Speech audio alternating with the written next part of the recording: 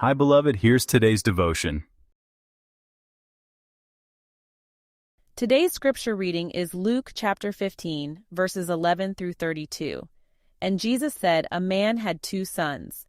The younger of them said to his father, 'Father, give me the share of the estate that falls to me.' So he divided his wealth between them. And not many days later, the younger son gathered everything together and went on a journey into a distant country. And there, he squandered his estate with loose living.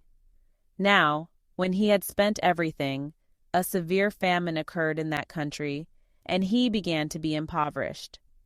So he went and hired himself out to one of the citizens of that country, and he sent him into his fields to feed swine. And he would have gladly filled his stomach with the pods that the swine were eating, and no one was giving anything to him. But when he came to his senses, he said, 'How many of my father's hired men have more than enough bread, but I am dying here with hunger? I will get up and go to my father and will say to him, Father, I have sinned against heaven and in your sight. I am no longer worthy to be called your son. Make me as one of your hired men.' So he got up and came to his father. But while he was still a long way off, his father saw him and felt compassion for him and ran and embraced him and kissed him. 'Father, I have sinned against heaven and in your sight. I am no longer worthy to be called your son.' But the father said to his slaves, 'Quickly, bring out the best robe and put it on him, and put a ring on his hand and sandals on his feet. And bring the fattened calf, kill it, and let us eat and celebrate. For this son of mine was dead and has come to life again. He was lost and has been found.' And they began to celebrate.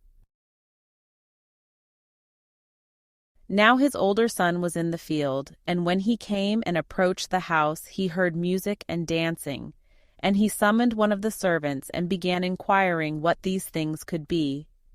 'Your brother has come, and your father has killed the fattened calf because he has received him back safe and sound.' But he became angry and was not willing to go in. And his father came out and began pleading with him. But he answered and said to his father, 'Look, for so many years I have been serving you, and I have never neglected a command of yours. And yet you have never given me a young goat so that I might celebrate with my friends. But when this son of yours came, who has devoured your wealth with prostitutes, you killed the fattened calf for him.' And he said to him, 'Son, you have always been with me, and all that is mine is yours.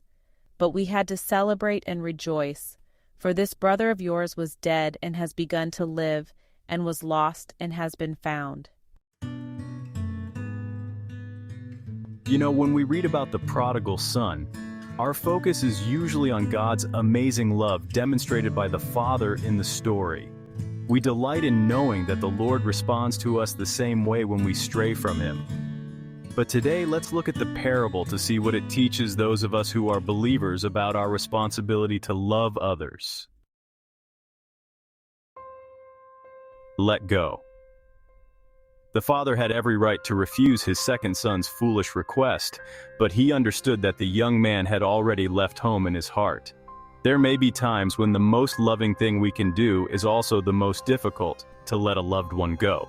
When we try to control the outcome, we may actually get in God's way. Wait. Once we've let go, we must then wait patiently for God to do His work in that person's life. Did you notice the father didn't go to search for his son?